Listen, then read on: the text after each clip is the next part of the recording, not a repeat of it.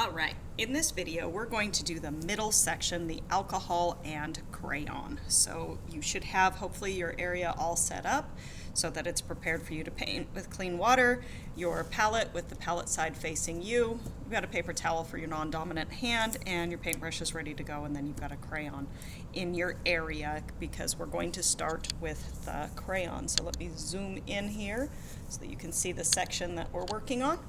So the first thing that we're going to do, like we took in our notes, is we're going to use the crayon to draw a simple shape. So whatever simple shape you want to draw is fine. I'm going to make a little circle in the middle, and then I'm going to draw what I hope will look like a little flower. Okay, but you draw whatever you'd like.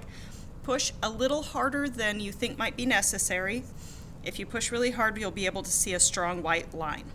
When you use this for your project, you will use varying pressure so that you can have a different degree of highlights. So we're all ready, and we've got the white crayon on here right now. And what we're going to do first is the same thing that we always do first, and it's activating a color. And you can choose whatever color you would like. I'm going to use purple because there's a bunch of it in this set, and it's not something that we use very much. So I'm going to rinse out my brush, and I'm going to realize my brush was all full of yellow paint. Gross. And just drip a little bit into the purple.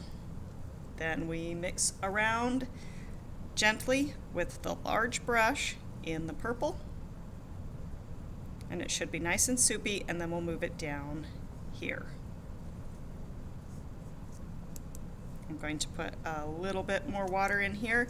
It needs to be nice and fluid and puddly and very, very bright.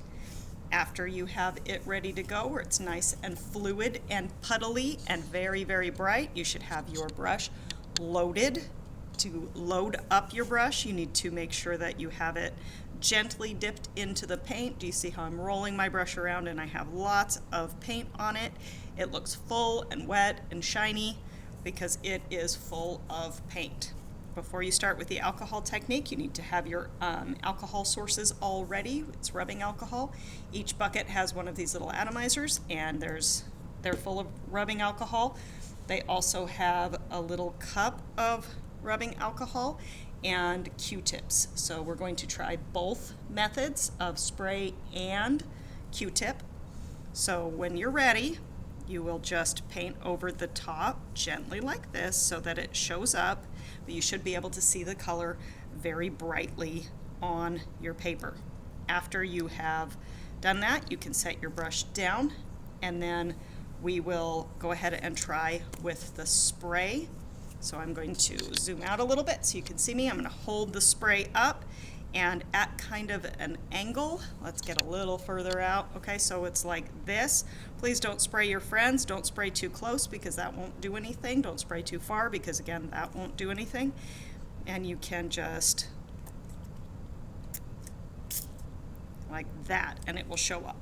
Okay, so this is what the technique looks like. To try the dot dots with the Q-tip, you just dip your Q-tip in alcohol, and I'm going to go just kind of around the outside in a different little area so that I could see that it shows up, but I'm not going to go over on this side so that when it dries I can see the difference. So because today's a short day, that's all we're going to do for the watercolor techniques for today. So after you're done with this, that's it. Oh, then you need to make sure, of course, you clean everything up. So you rinse off your paintbrush, right, and wipe it off. And then you'll take your dirty paper towel, which you haven't used very much of, and you'll go into the paint well, wipe it out, take your cup, dump it into the dirty paint water, wipe it out, make sure everything's cleaned up so it looks like a nice area that you would want to use if it was your turn to use this stuff next. Thanks, y'all.